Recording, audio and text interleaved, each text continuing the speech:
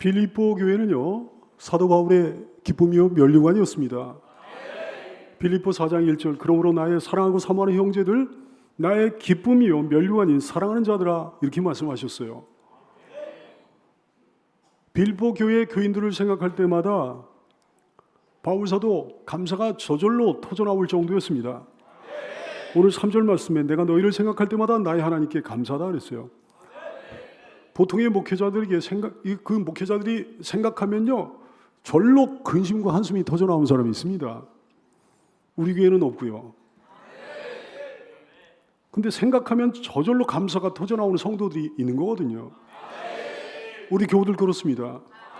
여러분, 어느 쪽이 복되겠습니까? 목회자로 하여금 절로 감사가 나오게 하는 성도가 복된 성도겠죠?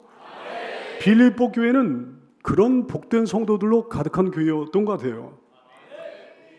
우리 교회, 복 있는 교회, 복된 성도 되게 하시는 하나님께 모든 영광 돌립니다. 그들을 생각하면 기쁨의 기도가 절로 나온다 그랬습니다. 4절 말씀, 간구할 때마다 너희 무리를 위하여 기쁨으로 항상 간구하게 된다고 그러셨어요. 주의 종이 어떤 사람을 위해 기도하는데 자꾸만 기도가 막힌다면, 주의 종이 어떤 사람을 위해 기도하는데 안타까운 마음이 들고 막 탄식이 나오고 그런다면 그 사람이 참된 성도 맞겠습니까? 그 사람이 신앙생활 잘하고 있는 거 맞겠습니까? 반면에 그를 위해 기도할 때 기도가 막 쏟아진다면, 성령의 은총으로 막 기도가 막 술술 나온다면, 생각지도 않았던 축복 기도가 막 쏟아져 나온다면, 큰 기쁨으로 기도하게 된다면 신앙생활 정말 잘하고 있는 참된 성도 맞겠죠? 사도 바울에게 빌립보 교회와 교인들은 그런 성도들이었단 말씀입니다. 우리 교우들 그런 참된 성도 되게 하신 주님을 찬양합니다. 너희가 내 마음에 있다 그러셨어요. 7절 말씀, 내가 너희 무리를 위하여 이와 같이 생각하는 것이 마땅하니 이는 너희가 내 마음에 있으며 그랬어요. 여러분의 마음속에 있는 사람은 틀림없이 여러분이 사랑하는 사람이겠죠? 다른 어떤 사람의 마음속에 여러분이 있다면 여러분은 틀림없이 그 사람에게 사랑받고 있는 중이겠죠? 사도 바울의 마음속에 빌립보 교회와 교인들이 있다 그랬습니다. 그들을 마음으로부터 사랑하고 있는 중이었던 거예요. 이 종의 마음속에 여러분이 있습니다. 마음으로부터 여러분 사랑합니다.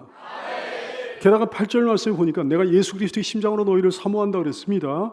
8절, 내가 예수 그리스도의 심장으로 너희 무리를 얼마나 사모하는지 그랬어요. 사람의 마음으로 사모하는 게 아니고 예수 그리스도의 마음으로 사모한다 그랬습니다. 사람의 사랑으로 사모하는 게 아니고 예수 그리스도의 마음으로 사모한다 그랬어요. 예수 그리스도의 사랑으로 사모한다. 변하지 않는 마음으로, 변하지 않는 사랑으로, 최선의 사랑으로 사모하고 사랑한다는 거예요. 왜 그렇습니까? 사도 바울 왜 그렇게 빌립보 교회를 사랑하고 있는 겁니까? 주님은 왜 그렇게 빌립보 교회를 총애하시는 겁니까? 가장 중요한 한 가지 이유를 오늘 소개해 드릴게요. 빌립보 교회는 어떤 교회였는가? 한마디로 얘기하면 선교사역, 전도사에게 흔쾌히 즐거이 전심으로 동역한 교회였습니다. 그 선교하는 교회였다 이게, 전도하는 교회였다 이게요. 그 교인들은 선교하는 교인들, 전도하는 교인들이었단 말씀입니다. 6절 말씀에 너희 속에 착한 일을 시작하셨다 이렇게 말씀하죠. 7절 말씀에 보니까 이렇게까지 말씀을 합니다. 나의 매임과 복음을 변명하고 확정하며 너희가 다 나와 함께 은혜에 참여한 자가 됨이라 그러셨어요. 무슨 말씀입니까? 나의 매임이란 뭘 얘기해요? 나의 매임이란 사도 바울의 고난을 얘기하는 겁니다. 사도 바울은요, 바울 사도는 복음 사역을 하다가, 전도 사역을 하다가 잡혀서 매인 몸이 되셨거든요. 감옥에 갇힌 몸이 되셨거든요. 이 매인 몸, 나의 매임에 있어서 너희가 다 나와 함께 은혜에 참여한 자가 됨이라. 나의 복음을 변명함과 나의 복음을 확정함에 있어서 전도 사역을 말씀하는 거죠. 나의 매임에 있어서 너희가 다 나와 함께 은혜에 참여한 자가 됨이라. 나의 전도 사역에 있어서 너희가 다 나와 함께 은혜에 참여한 자가 됨이라. 이런 말씀이, 내가 고난받을 때도 당신들은 다 나와 함께 마음을 같이 하여 주었어. 내가 고난받을 때, 내가 전도 사역을 위하여 고난받을 때 다 당신들은 나와 마음을 함께 하여 주었어. 거기에 힘입어 사도께서는 끊임없이 끝없이 복음을 확장할 수 있었던 거죠. 옥중에서도 복음을 증거할 수 있었던 거죠. 바울 사도는 그 공을 빌립보 교인들과 함께 나누기를 원하고 있는 거예요. 주님을 위해 받은 위대한 고난과 위대한 사역의 공을 그들과 함께 나누기를 원하고 있는 겁니다. 다시 말하면 빌립보 교인들에게 그러는 거예요. 너희는 다 나와 함께한 전도자다 이렇게 얘기하고 있는 거예요. 내 사역은 곧 당신들의 사역이요, 내 공로는 곧 당신들의 공로요, 내 열매는 곧 당신들의 열매다, 이렇게 선언하시고 있는 겁니다. 그 사람들은 어떻게 해서 이런 인정을 받게 된 걸까요? 뭘 어떻게 했길래 바울 사도의 엄청난 사역을 함께 감당한 동역자들이 된 것이겠습니까? 어떻게 해서 바울 사도의 위대한 공로와 열매를 공유한 공로자들이 된 것이겠습니까? 너무 놀랍게도 빌립보 교회와 교인들이 그렇게 대단한 일을 한 것 같지는 않아 보여요. 그들은 그저 후원자들이었습니다. 후원자, 전도 후원자, 선교 후원자였어요. 예루살렘 교회가 곤란에 처했을 때 빌립보 교회는 힘에 지나도록 자원하여 후원했다고 그랬습니다. 극심한 가난 중에서도 힘에 지나도록 열심을 다해 전심으로 기쁨으로. 고린도후서 8장 1절 이하의 말씀, 형제들, 하나님께서 마게도니아 교회의 대표 교회가 빌립보 교회예요. 마게도니아 교회들에게, 빌립보 교회에게 주신 은혜를 우리가 너에게 알리노니 환난의 완의 시련 가운데서 그들이 넘치는 기쁨과 극심한 가난이 그들의 풍성한 연부를 넘치도록 하게 하였느니라. 내가 증언하노니 그들이 힘들어할 뿐 아니라 힘에 지나도록 자원하여 이 은혜와 성도 섬기는 일에 참여함에 대하여 우리에게 간절히 구하니 우리가 바라던 것뿐 아니라 그들이 먼저 자신을 주께 드리고 또 하나님의 뜻을 따라 우리에게 주었도다 그랬어요. 아름다운 후원자들이었습니다. 바울이 빌립보에 와가지고 처음으로 전도사역을 시작할 때 첫 번째 열매였던 루디아라는 성도가 있지 않습니까? 이 성도는 뭘 했는가 하니 사도들에게 자기 집을 제공해가지고 교회로 삼도록 했습니다. 사도행전 16장 14절 이하의 말씀, 두아디라 시에 있는 자색 옷감 장사로서 하나님을 섬기는 루디아라 하는 한 여자가 말을 듣고 있을 때 주께서 그 마음을 열어 바울의 말을 따르게 하신지라. 그와 그 집이 다 세례를 받고 우리에게 청하여 이르되 만일 나를 주 믿는 자로 알거든 내 집에 들어와 유하라 하고 강권하여 머물겠다 그랬어요. 그래서 거기서 그 집에서 빌립보 교회가 시작된 겁니다. 아름다운 후원이죠. 빌립보 감옥의 간수는 예수님을 영접한 다음에 사도 일행을 대접을 했습니다. 사도행전 16장 33절 이하의 말씀, 그 밤 그 시각에 간수가 그들을 데려다가 그 맞은 자리에 씻어주고 자기와 그 온 가족이 다 세례를 받은 후 그들을 데리고 자기 집에 올라가서 음식을 차려주고 그와 온 집이 하나님을 믿음으로 크게 기뻐했다 그랬어요. 복된 후원이죠.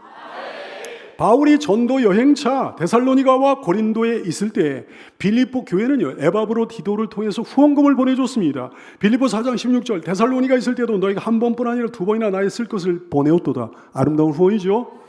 고린도후서 11장 9절 말씀, 또 내가 너희와 함께 있을 때 비용이 부족하였을 때 아무에게도 누를 끼치지 아니하였으면 마게도냐에서 온 형제들이 나의 부족한 것을 보충하였습니다 그랬어요. 아름다운 후원이죠.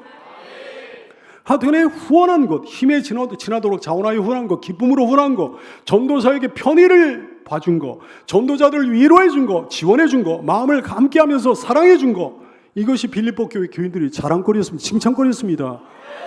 상급거리였던 거예요. 그들이 한 일과 바울 사도가 한 일을 비교할 수 있겠습니까? 없습니다. 비교한다는 것 자체가 우스운 일이죠. 황당한 일이죠. 바울 사도 주를 위해 가장 많은 일을 한 분이었어요. 수차례의 전도 여행을 통해 많은 교회를 개척했습니다. 수많은 이들을 회심시켰습니다. 대목회자였어요. 대전도자였어요. 대선교사였어요. 주를 위해 문짝으로 몸을 바쳤습니다. 삶을 바쳐서 헌신했습니다. 실로 많은 고난을 받았습니다. 주를 위해. 고린도후서 11장 23절, 그들이 그리스도의 일꾼이냐? 정신없는 말을 하거니와 나는 더욱 그러하도다. 내가 수고를 넘치도록 하고 옥에 갇히기도 더 많이 하고 매도 수없이 맞고 여러 번 죽을 뻔했으니 유대인들에게 40에서 하나 감한 매를 5번 맞았으며 3번은 태장으로 맞고 1번 돌로 맞고 3번 파손하고 일주일을 깊은 바다에서 지냈으며 여러 번 여행하면서 강의 위험, 강도의 위험, 동족의 위험, 이방인의 위험, 신의 위험, 광야의 위험, 바다의 위험, 거짓 형제 중의 위험을 다 당하고 또 수고하며 애쓰고 여러 번 자지 못하고 줄이며 목마르고 여러 번 굶고 춥고 헐벗었노라. 말할 수 없는 고난을 주님을 위해 받은 분이에요. 빌립보 교인들은 그런 수고 안 했습니다. 그런 정도의 고난 안 받았습니다. 그런 대역사를 이루지도 못했습니다. 바울이 지금 그들에게 편지를 보고 있는 이 상황도 마찬가지예요. 로마 감옥에 갇혀가지고 빌립보 교인들에게 편지를 쓰고 있는 중인데요. 감옥에 갇힌 상태에서 빌립보 교인들에게 편지를 쓰고 있는 중이에요. 반면에 빌립보 교인들은 지금 편히 집에 거하고 있는 중입니다. 그럼에도 사도 바울은 빌립보 교인들 매임의 동역자라고 인정을 해줬어요. 갇힘의 동역자라고 인정을 해줬어요. 고난의 동역자라고 인정을 해줬습니다. 자기와 같은 반열에 있는 전도자인 것처럼 그렇게 인정을 해줬어요. 자기와 같은 공로가 있는 것처럼 그렇게 인정을 해줬어요. 너희가 다 나와 함께 은혜에 참여한 자가 됨이라. 할렐루야. 놀라운 선언이에요. 이 사도 바울 개인의 견해가 아니라는 거 여러분 아시죠? 우리 주님이 그렇게 인정해 주셨다는 겁니다. 무엇 때문일까요? 도대체 빌립보 교인들이 그런 은혜를 받아 누린 건 무엇 때문에 그랬을까요? 한 가지뿐이 없어요. 전도의 기쁨으로 참여했기 때문입니다. 하나님이 가장 기뻐하시는 그 일에 자원하여 기쁨으로 참여했기 때문입니다.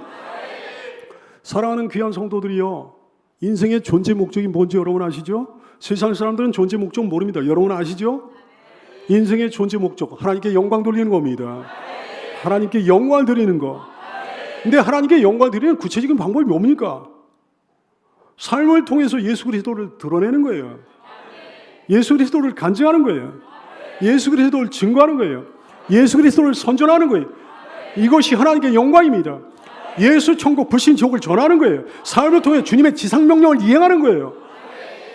마가복음 16장 15절 또 이르시되 너희는 온 천하에 다니며 만민에게 복음을 전파하라 하셨어요. 이것이 우리 주 예수님의 지상명령입니다. 예수님의 지상명령의 내용이 뭐예요? 그거예요. 하나님께 영광 드리는 것과 똑같아요. 삶을 통해 예수 그리스도를 드러내는 거예요. 삶을 통해 예수 그리스도를 간증하는 거예요. 삶을 통해 예수 그리스도를 증거하는 거예요. 삶을 통해 그리스도를 선전하는 거예요. 예수 천국 불신 지옥을 가서 전하는 거예요. 그것이 예수님의 지상명령입니다. 그 일에 자원하여 기쁨으로 참여한 사람은 하나님께 인정받고 칭찬받고 사랑받고 상급받습니다. 주님께서 그와 함께 해주실 겁니다. 처음부터 끝까지. 마태복음 28장 19절 이하의 말씀. 그러므로 너희는 가서 모든 민족을 제자로 삼아 아버지와 아들과 성령 이름으로 세례를 베풀고 내가 너희에게 분부한 모든 것을 가르쳐 지키게 하라. 볼지어다 내가 세상 끝날까지 너희 항상 함께 있으리라. 볼지어다 내가 세상 끝날까지 너희 항상 함께 있으리라. 이것만 따로 떼가지고 얘기하면 사기꾼이에요. 어떤 사람과 함께 계시게 세상 끝날까지 함께 계신다 말씀하신 것인 거 아니? 가서 모든 민족을 제자로 삼아 아버지와 아들과 성령 이름으로 세례를 베풀고 내가 너에게 분부한 모든 것을 가르쳐 지키게 하라. 이 명령에 순종한 전도자에게 세상 끝날까지 함께 하신다 말씀하신 겁니다.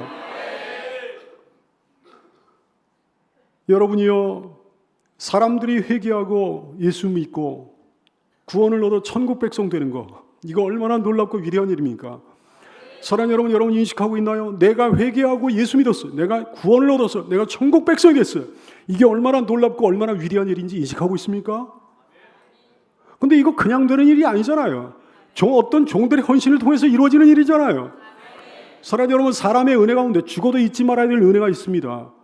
부모의 은혜도 큰 은혜지만 잊어버리기 쉬운 은혜가 있으니, 죽어도 잊지 말아야 될 은혜가 하나 있으니 내게 복음을 전해준 사람의 은혜예요. 우리가 심판에 면하게 된 게 그냥 된 게 아니지 않습니까? 영원한 지옥 형벌을 면하게 된 거 그냥 된 게 아니지 않습니까? 우리가 그리스도의 품에 안게 된 거 그냥 된 게 아니잖아요. 영원한 생명을 얻게 된 거 그냥 된 게 아니잖아요. 1차적으로는 말할 것도 없이 우리 주님의 은혜입니다. 2차적으로는 어떤 사람의 헌신 덕분입니다. 어떤 사람의 헌신이 있었어요. 어떤 사람의 수고가 있었습니다. 어떤 사람의 희생이 있었습니다. 어떤 사람의 사랑이 있었습니다. 어떤 사람의 기도가 있었습니다. 어떤 사람의 전도가 있었습니다.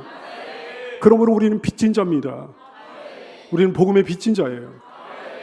로마서 1장 14절 헬라인이나 야만이나 지혜 있는 자나 어리석은 자에게 세상 모든 사람에게 다 내가 빚진 자다 그랬어요. 복음의 빚진 자다. 바울 사도는요, 사람에게 복음을 들어서 예수님을 만난 것도 아니에요. 길을 가는 도중에 예수님께서 놀랍게 역사하시고 임재하셔가지고 예수님 만난 사람이에요. 그럼에도 불구하고 세상 모든 사람에게 다 자기가 빚졌다고 그랬어요. 더더구나 우리는 바울 사도같이 예수님을 만난 게 아니잖아요. 어떤 사람의 전도를 통해 가지고 예수님 만났잖아요. 어떤 사람의 헌신과 희생과 수고와 기도를 통해 예수님 만났잖아요. 당연히 사람에게 빚을 갚아야죠. 빚 갚는 것은 의무조항입니다. 사정이 허락하면 갚고 허락하지 않으면 못 갚는 게 아니고 반드시 갚아야 되는 거예요. 어떤 사람들이 우리를 위해 그렇게 해준 것처럼 우리도 다른 사람들을 위해 그 일을 해야 되는 줄 믿으시기를 축원합니다. 로마서 15장 25절 이하의 말씀. 그러나 이제는 내가 성도 섬길 일로 예루살렘에 가노니 이는 마게도냐 아가야 사람들이 예루살렘 성도 중 가난한 자를 위하여 기쁘게 얼마를 연보하였습니다. 저희가 기뻐서였거니와 또한 저희는 그들에게 빚진 자니 예루살렘 사람들에게 빚진 자니 만일 이방인들이 그들의 영적인 것을 나눠 가졌으면 육적인 것으로도 그들을 섬기는 것이 마땅하니라 그랬어요. 여러분, 바울 사도가 빚쟁이였고 거룩한 빚쟁이였고 빌립보 교인들, 마게도냐 온 교회 교인들이 빚쟁이였던 것처럼 아가야 온 성도들이 빚쟁이였던 것처럼 우리도 거룩한 빚쟁이라는 사실을 기억하고 깨닫고 돌아가는 이 자리가 되기를 축복합니다. 거룩한 빚쟁이에요.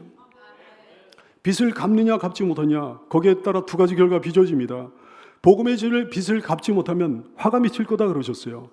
고린도후서 9장 16절 내가 복음을 전할지라도 자랑할 것이 없으면 바울 사도같이 평생을 진력해서 복음을 전할지라도 자랑할 것이 없으면 내가 부득불 할 일임이라. 만일 복음을 전하지 않냐면 내게 화가 있을 것이로다 그랬어요. 전도하지 않으면 화가 있을 겁니다. 복음의 빚을 졌으면 그 빚을 갚아야 되는 거죠. 전도하지 않는 교회는 주님의 책망을 면할 길이 없는 거예요. 전도하지 않으면, 선교하지 않으면 우리 나라에도 화가 미칠 거예요. 여러분, 주님은 이 땅 가운데, 이 나라 가운데 교회를 세우셨습니다. 성도들이 헌신하며 전도했습니다. 수많은 사람들이 주께로 돌아왔어요. 교회가 막 부흥했어요. 그러자 주께서는 더불어 육적인 복도 허락해 주셨습니다. 50년대, 60년대 막 찢어지게 이 나라가 가난했거든. 아프리카 그 어떤 나라보다 가난했어요. 더 가난했어요. 그런데 그 나라 가운데 일어난 이 기적을 보십시오. 세계 10위권에 육박하는 경제 대국이 되지 않았습니까? 이게 우연이 된 거예요? 주께서 복을 허락해 주셔서 그렇게 된 거죠. 교회의 사람들이 헌신하니까 주께서 육적인 복을 이 나라 가운데 더불어 허락해 주셨던 거죠. 교회의 사람들 복 주시는 와중에 이 나라 사람들이 더불어 복을 받아 누렸던 거죠. 사랑하는 기독교인 여러분이요, 생사화복은 오직 하나님의 손에 달려있는 줄 믿으시기를 축원합니다. 시편 107편 33절 이하에서 그러셨어요. 여호와께서는 강이 변하여, 큰 강이 변하여 광야가 되게 하실 수 있는 하나님, 샘이 변하여 마른 땅이 되게 하실 수 있는 하나님, 그 주민의 악으로 말미암아 옥토가 변하여 쓸모없는 땅이 되게 하실 수 있는 하나님이십니다. 반대로 광야가 변하여 못이 되게 하시며 마른 땅이 변하여 샘물이 되게 하시고 줄인 자들로 말미암아 거기에 살게 하셔서 그들이 거주할 성을 준비하게 하시고 밭에 파종하여 포도원을 재배하여 풍성한 수출을 거두게 하시며 또 복을 주사 그들이 크게 번성하게 하시고 그의 가축이 감소하지 아니하게 하실지라도 또다시 불순종하면 압박과 재난과 우환을 통하여 그들의 수를 줄이시며 낮추시는 하나님이시라 얘기를. 사랑하는 여러분, 복음의 빚을 갚으면 예수 천국 불신족을 전하는 사명을 감당하며 살면 광야가 변하여 못이 되게 해주십니다. 마른 땅이 변하여 샘물이 되게 해주십니다. 밭과 포도원의 풍성한 소출을 거두게 해주십니다. 복을 주셔서 크게 번성하게 하십니다. 복음의 빚을 갚으며 살게 되기를 축원합니다. 우리가 거룩한 빚쟁이라는 사실을 기억하며 살게 되기를 축원합니다. 주님이 일을 열심히 하라고 잘 먹고 잘 살게 해주셨는데 먹고 살만하니까 신앙이 식어져요. 세계 선교를 감당하라고 대국이 되게 이 강소한 나라가 되게 해주셨는데 주님 곁을 떠나가요. 신앙이 식어져요. 먹고 살만하니까 천국 소망, 부활 소망 사라지고 이 세상, 이 땅의 소망만 가득해져요. 먹고 살만하니까 헌신하기 싫어해. 먹고 살만하니까 전도하기 싫어해. 먹고 살만하니까 교회에서 빠져나가요. 먹고 살만하니까 주일날 들로산으로 놀러다녀요. 먹고 살만하니까 자고해지고 교만해지고 자만해지고 먹고 살만하니까 자기 인생, 자기의 과정에만 관심을 쏟고. 그래서 20여 년 전에 하나님께서 한국교회 치셨습니다. 그 결과 IMF고요. 한국교회 치시는 와중에 한국교회가 잘못하니까 엉뚱한 다른 사람들까지 함께 고통을 받는 거예요. 다시 압박과 재난과 우환을 통하여 그들의 수를 줄이시며 낮추시는도다. 많은 교회와 성도들이 회개했습니다. 그러자 불쌍히 여기셔가지고 다시금 기회를 주시는 하나님이십니다. 근데 얼마 지나지도 않아가지고 지금의 모습은 어떻습니까? 지금 교회의 모습이 어떻습니까? 한국교회의 모습이 어떻습니까? 지도자들의 모습, 성도들의 모습이 어떻습니까? 한국교회 지도자들 정신 똑바로 차려야 됩니다. 목회자들 정신 똑바로 차려야 됩니다. 평신도 여러분 정신 똑바로 차려야 됩니다. 모든 교회와 온 성도들 정신 똑바로 차려야 됩니다. 화도 그분의 손에 있고 복도 그분의 손에 있는 거예요. 평안하다, 안전하다, 안심할 때 그분이 앗아가면 단번이에요. 시편 18편 15절 말씀, 이럴 때 여호와의 꾸지람과 콧김으로 말미암아, 그분 콧김으로 말미암아 물밑이 드러나고 세상에 터가 나타났다 그랬어요. 사무엘상 2장 6절 7절 말씀, 여호와는 죽이기도 하시고 살리기도 하시며 스올에 내리기도 하시고 거기서 올리기도 하시는도다. 여호와는 가난하게도 하시고 부하게도 하시며 낮추기도 하시고 높이기도 하시는도다. 여러분, 세상 사람들은 복과 화가 어디에서 오는지 전혀 알지 못하지만 여러분도 그것을 모르면 안 되는 거 아니겠습니까? 복음의 빚을 진 교회가 전도하지 않으면 교회가 망하는 거예요. 복음의 빚을 진 개인과 가정이 전도하지 않으면 개인과 가정이 망할 수밖에 없는 거예요. 아니, 전도는커녕 자기들끼리 싸움박질이나 하고 앉았는 거예요. 전도는커녕 있는 사람들 쫓아내는 거예요. 전도는커녕 나오려고 하는 사람들을 막는 거예요. 전도는커녕 전도의 문을, 복음의 문을 자기가 막아버리는 거예요. 전도는커녕 먹고 마시는 일에 빠져 있는 거예요. 전도는커녕 불신자들 같이 죄나 짓고 앉아있는 거예요. 전도는커녕 인본주의에 빠져들고 있는 거예요. 전도는커녕 동성애나 찬성하고 앉아있는 거예요. 예수 안 믿어도 착하게만 살면 되는 줄 알고 있으니 전도할 마음이나 들겠습니까?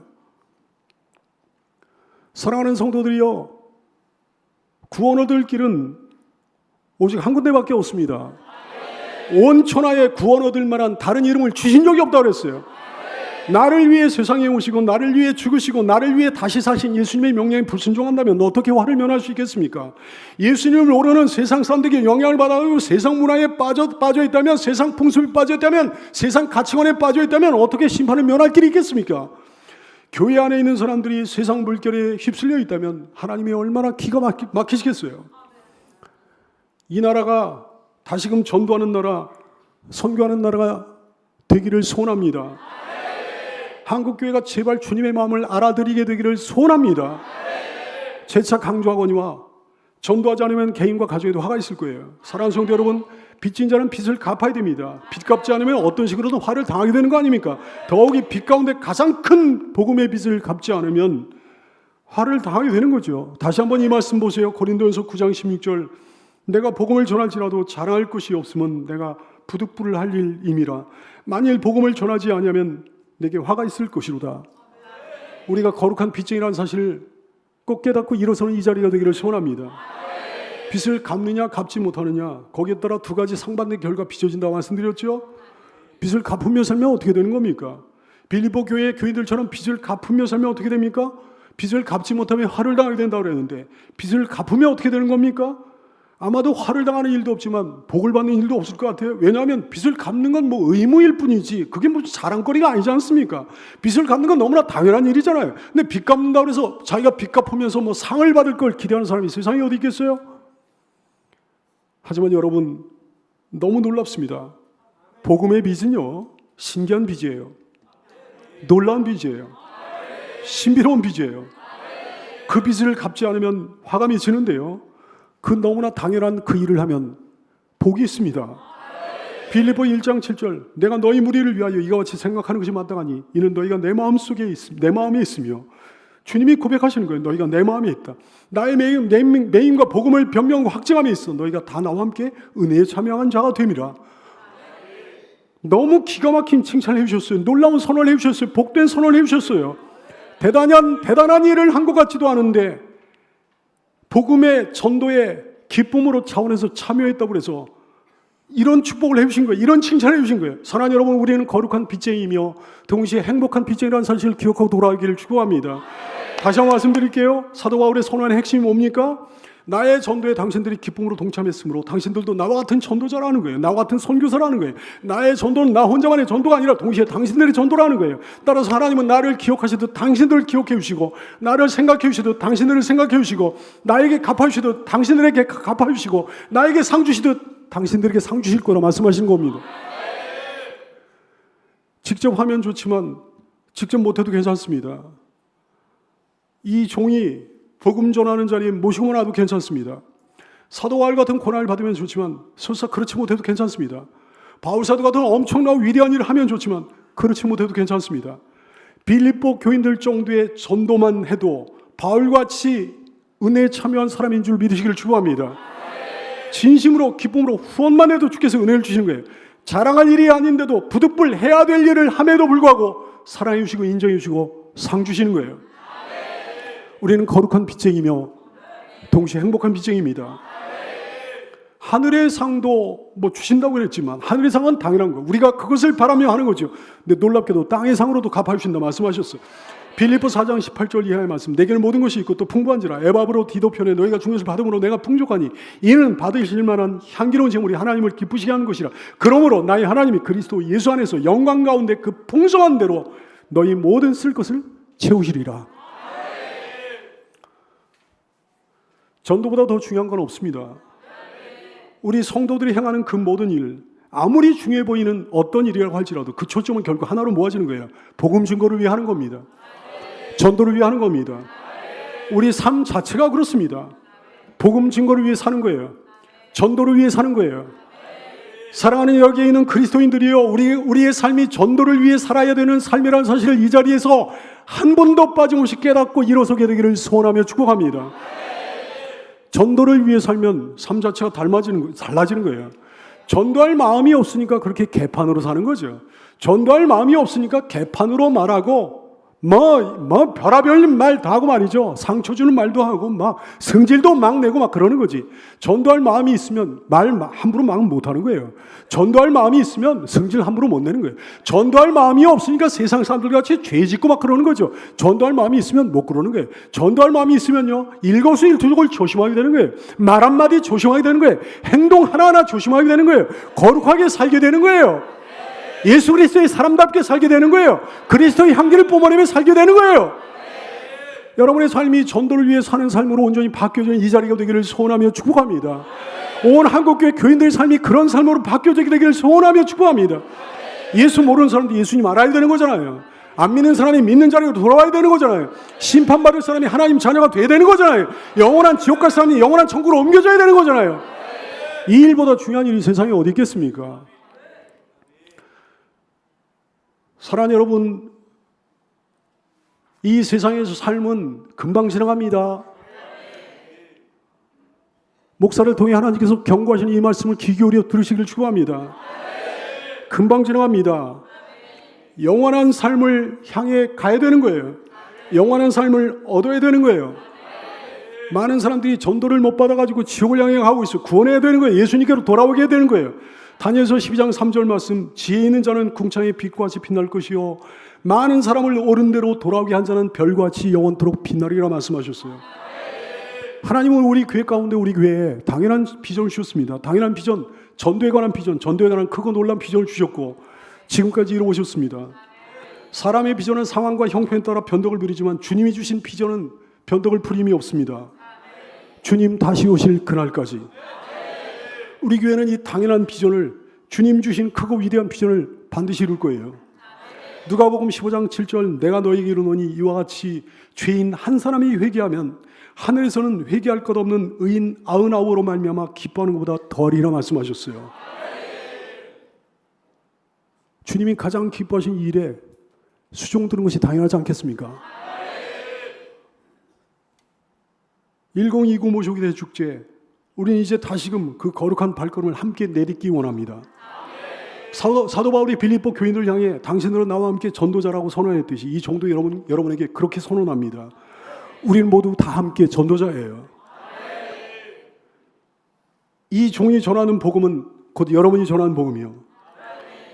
이 종이 수확하는 모든 열매는 여러분의 열매예요.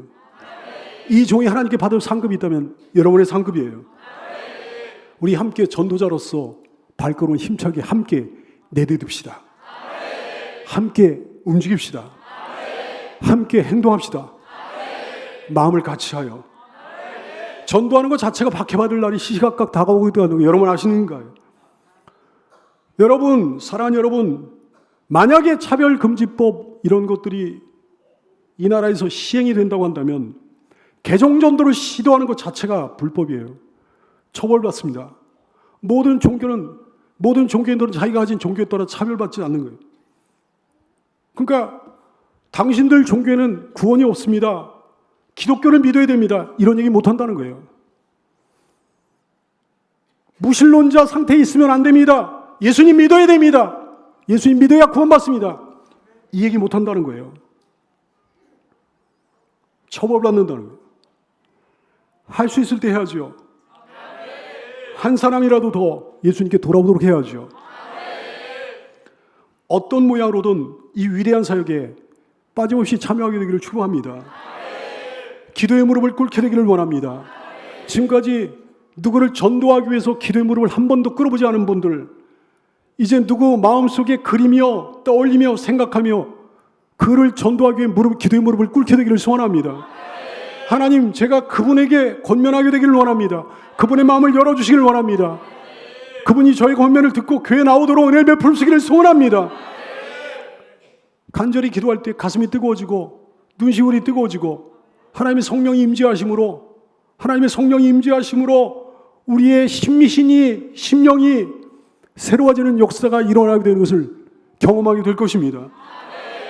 주변 사람들 사랑하자고요. 주변 사람들 둘러보자고요. 더 많이 둘러보자고요. 더 따뜻한 눈으로 둘러보자고요. 그리고 소망을 품고 용기를 내어 일어납시다. 권면합시다. 전도합시다. 우리 함께 합시다. 기도하겠습니다.